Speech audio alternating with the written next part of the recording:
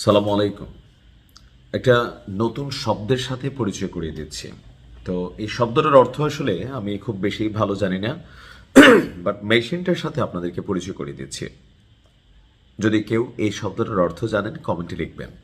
শব্দটা হচ্ছে সিজিল। সম্ভবত এটা একটা পার্সি শব্দ, অর্থাৎ তৈরি। সো এটা পার্সি অথবা ভাষা তো কি জানি না, বাট পার্সি টাইপের শব্দ আমার কাছে মনে হচ্ছে। তো এই প্রথমবারের মতন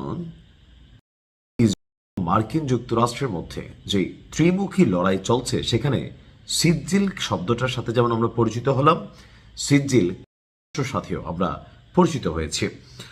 অর্থাৎ এই মেশিনটার একটা বিশেষ বৈশিষ্ট্য হলো এটা সোজা লাইনে যায় না, এটা এরকম তিরিং বিরিং, অর্থাৎ একটা স্ক্রু যেমন পেঁচায়, বা ধরেন আমরা স্বাভাবিকভাবে যখন কোনো ক্ষেপণাস্ত্রকে উৎক্ষেপণ করতে দেখি এটা সোজা সে করে ওঠে, তারপর এটা নির্ধারিত গন্তব্যে এটা একটা বাঁক নিয়ে পৌঁছায় অথবা সোজা পৌঁছায়। কিন্তু সিজিলের বিশেষ বৈশিষ্ট্য হলো এটা তৈরি করা হয়েছে যেন শত্রুপক্ষের যে আকাশ প্রতিরক্ষা সিস্টেম বা রাডার সিস্টেম এটাকে যেন ধরতে না পারে।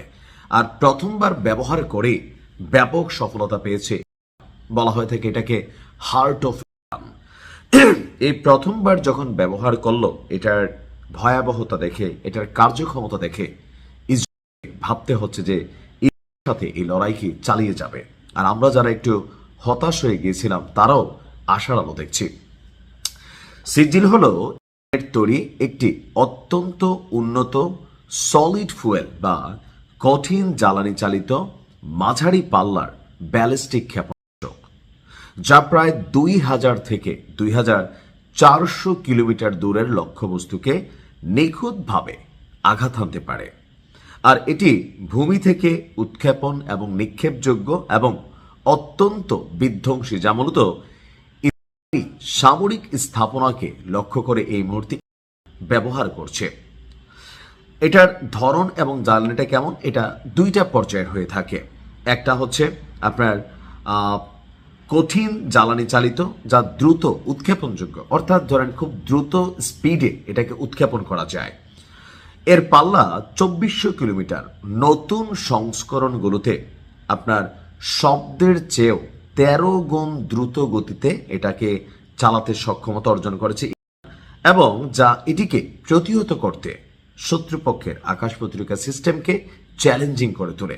বা এটাকে এই মুহূর্তে ইসরায়েল যে আকাশ প্রতিরক্ষা আছে মার্কিন যুক্তরাষ্ট্রের দেওয়া, কোনোটাই এটাকে ঠেকাইতে পারে নাই।